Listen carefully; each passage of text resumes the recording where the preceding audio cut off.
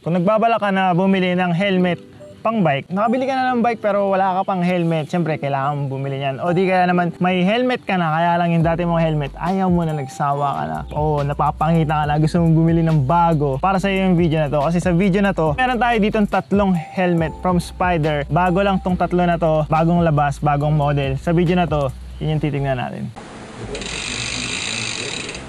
What's up mga kapadyak? Kung bago ka sa channel na to, ako si Ian. Gumagawa ako ng mga Tagalog bike related videos kahit ano basta tungkol sa bike. Kaya kung hindi ka pa nakasubscribe, subscribe na para maging certified kapadyak ka na din. Ito yung tatlong bagong labas na model from Spyder.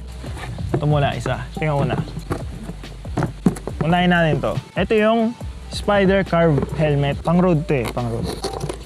Box ng Spyder. Hindi ako muna sa baba. Helmet, naka-plastic. Tapos may kasamang manual. Manual sa pagsusot. Proper pagsusot ng helmet. Alam na naman natin yan. Ito yung Spyder Carve helmet. Pang road siya. Wala siyang visor. Kasi syempre, road. 25 lahat ng vents niya. Yung butas. Madaming butas presko. May padding dito sa loob na natatanggal. Washable. In case if ever na bumaho, pwede mong labhan, hugasan. Magandang klase yung pang-adjustment niya dito. Meron mga extra pads dito sa mismong ratchet na nagko-contact sa likod. 260 grams lang yung weight nitong size 55 to 59 cm. Ito yung medium size ng helmet na to. Marami pang ibang kulay na pwedeng mapagpilian, pero ito yung pinili ko, yung orange yung likod, matte black kulay. May konting gray, may orange, ito yung pinili ko. Tingnan naman natin itong isa. Ito naman yung Tarmac, Spyder Tarmac helmet. Pang road din to kasi wala siyang visor. Ito na yung gamitin sa MTB. Kung XC, kalsada.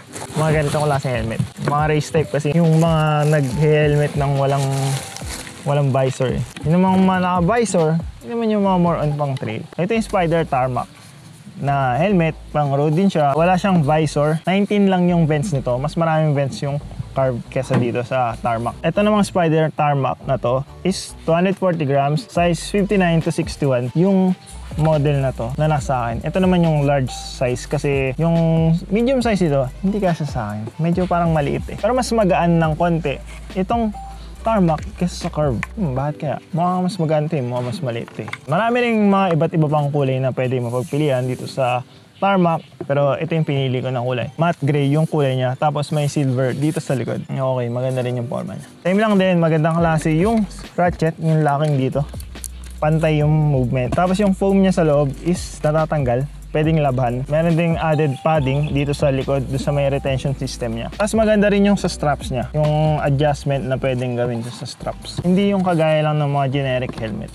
Iba. O ito. Ito namang pangatlo, itong last sa helmet. Ito naman yung Spyder Helix na pang MTB, pang mountain bike tong helmet na to. Meron siyang kasamang visor, pwede mo ikabit, pero pwede nga kahit hindi mo na ikabit kahit wala na nakalagay. Okay na yung forma niya. Pero ito, dahil may visor siya, pang MTB siya, mas bagay siya sa MTB users. 21 naman yung vents nito. Kung makikita nyo, madami din siyang vents. Ganun din, maganda rin yung quality ng straps, yung adjustment sa straps. Pati yung locking niya, medyo rubber yung feel nung dito. So, madali siyang paikutin.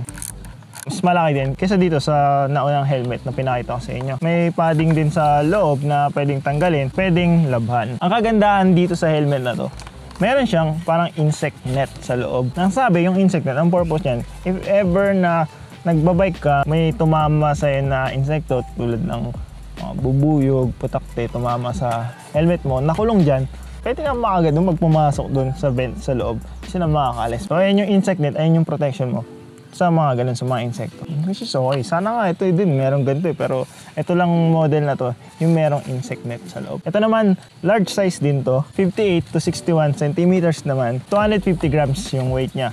So magaan pa din. So, magaan pa nga kaysa dito, bakit ang bigat nito? 260 grams to, ito 250 grams lang. So magaan pa to Para sa isang mountain bike helmet, magaan siya. Ito, visor, pwede mo siyang ikabit. Itutusok mo lang siya dito para makabit. Lagay natin. Ayan, ito yung setup niya na as a mountain bike helmet. May visor, nakabit ka na yung visor. Maliit lang yung visor niya, hindi sobrang laki. Tama lang, saktong size lang. Okay na okay. Ngayon, subukan ko silang i-fit sa ulo ko. Testing ko. Papakita ko sa inyo kung ano yung itsura niya kapag nakasuot na sa ulo. Ito muna ang carb. Itong carb na to, bala ko nang gamitin yung helmet na to kapag ang bike na gamit ko is yung cyclocross ko. Kasi yun yung naka-road na setup eh. Naka-drop bars. Mas bagay talaga. Yeah, dapat helmet na gamit dun is pang road bike. So ito ang magaan sa ulo. Parang wala kang suot. Okay.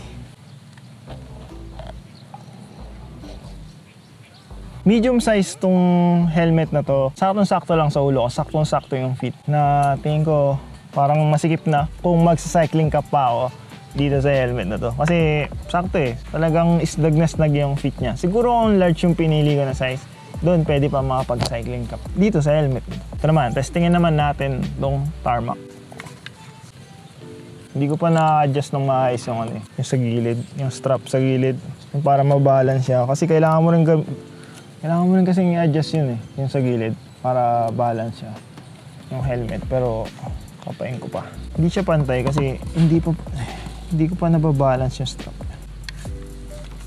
Okay, ito naman yung Spyder Tarmac.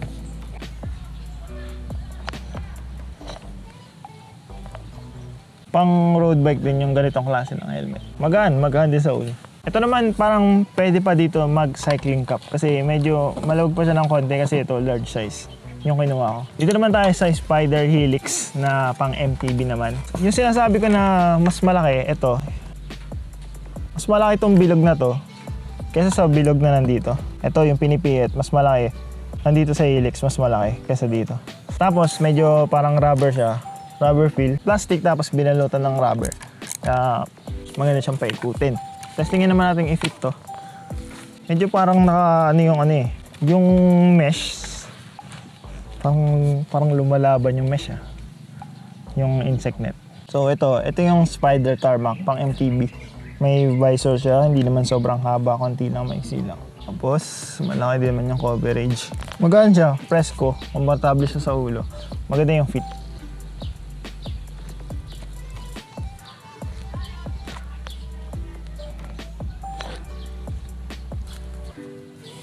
Itong helmet na to, tingin ko parang hindi siya compatible gamitan ng cycling cap kasi tatama dito sa visor. Pero no need mo naman din naman mag-cycling cap kasi meron ka ng net, insect net dito. Tapos makapal naman yung pads na both sa comfort, sa fit, nag-absorb din ng pawis natin pag nag-ride tayo.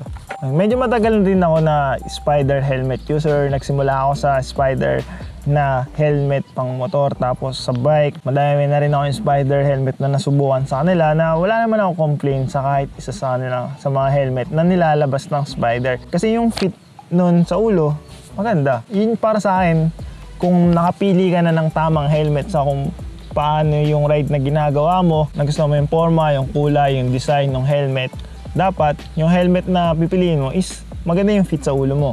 Tama ang size, tapos yung pagkakalapat sa ulo. Kasi may mga helmet na yung curve dito sa ibabaw, hindi talaga maganda yung pagkaka-curve dito na hindi nagsisit ng maayos o lumalapat sa curve natin sa ulo. Experience ko sa mga Spyder helmets, medyo madami na rin ako nagamit na Spyder helmets na pang bike. Wala pa akong complaint na ganun. Ang isa ko lang napansin sa mga Spyder helmets, hindi dahil medium ka dun sa isang helmet ng Spyder, medium ka na sa lahat ng helmet nila. Kasi bawat model ng helmet nila, parang may variance sa sizing or dun sa pagkakagawa sa model. Parang naiiba-iba din Kasi kagaya nito, yung medium nito, saktong-sakto lang yung fit sa akin.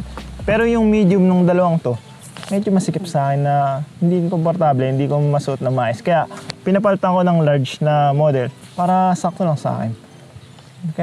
Kaya sa pagbili ng helmet, maganda pa din talaga na testing mo, masusukat mo, mapipit mo yung helmet bago mo bilhin, bago mo bayaran. Hindi sapat yung meron kang sukat. Kasi ako, sinukat ko na yung circumference ng ulo ko 54 yan. Pero yung helmet na to, 55 to 59. Sakto lang. Ito naman yung circumference, yung size naman nito, 59 to 61 cm. Pero ito yung kumasya sa akin. So hindi pa din Mas maganda talaga na pupunta ka sa store, susukat mo din yung helmet. Titignan mo kung tama yung fit sa'yo, maganda yung fit, kung sakto, kung maganda kung bagay. Mas maganda yung ganun. So ang kagandahan sa Spyder, kasi Spyder store, nagkalat yan Especially sa mga malls, merong mga outlet dyan ng Spyder na may display na pwede mo namang isukat, i-fit. May fitting room naman. So bukod sa helmet, pwede rin ka rin magsukat ng jersey, ng shorts, ng shades, eyewear. may fitting room, may mga salamin. Yun yung kagandahan. Pag sa Spider, pinaka-paborito kong branch is yung Spider SM Taytay kasi yun yung pinakamalapit sa akin. Tapos dun na yung tingin ko na parang mas madaming stock mas madaming display, mas madaming mga naka-display na mga items. Kasi try ko i-check yun na sa SM East, ang konti. Tapos dati sa SM Mega Mall, doon ko binili yung yung shades ko ng Spider, parang konti lang din. Sa SM Taytay branch na talaga, yung pinakamarami. Kaya kung malapit kayo doon, I recommend na i-visit nyo din yung Spider SM Taytay branch. Marami kayo pwede mo pagpilian ng mga shades, helmets, eyewears, jersey ng Spider. Yung Spider, long time channel supporter na natin yan. Matagal na din sila na nakasuporta dito sa channel. Kung maliit pa lang yung channel, lumapit ako sa Spider and sinuportahan naman nila yung channel sa pag-provide ng helmets, jerseys, mga apparels, eyewears na nagagamit ko kapag may ride. So malaking tulong na rin sa akin yun kasi hindi ko na kailangan bilhin yung mga yun. So ito yung mga helmet na bago ng Spider. Pili na lang kayo kung ano yung tingin nyo na bagay sa discipline na pagbabike na ginagawa nyo. Kung XC kayo, MTB, ito, MTB. Pero kung XC naman, kung hindi naman kayo more on trails, kung makarera kayo, or ito, kung kalsada, okay na dito ang dalawang to. Sa road, pure road, ito, okay yung dalawang. Marami pa ibang kulay na pwedeng mapagpilian, kaya for sure may babagay sa forma nyo sa mga helmet na yan. Like, comment, and subscribe. Like kung nagustuhan niyo yung video na to. Comment kung may tanong kayo, request, or suggestions. Post nyo sa comment section sa baba. O kung ano yung napili nyo, alin tingin nyo dito yung pinakamaganda sa tatlo na to. Kung kayo pipili, alin dyan? Spider Carb, Spider Tarmac, or Spider Helix na helmet. Comment nyo, post nyo sa comment section sa baba. Subscribe kung hindi pa kayo nakasubscribe dahil marami pa tayong bike videos na i-upload. Kita-kits na lang sa mga susunod na videos. Batian lang sa daan. Ride safe mga kapadyak.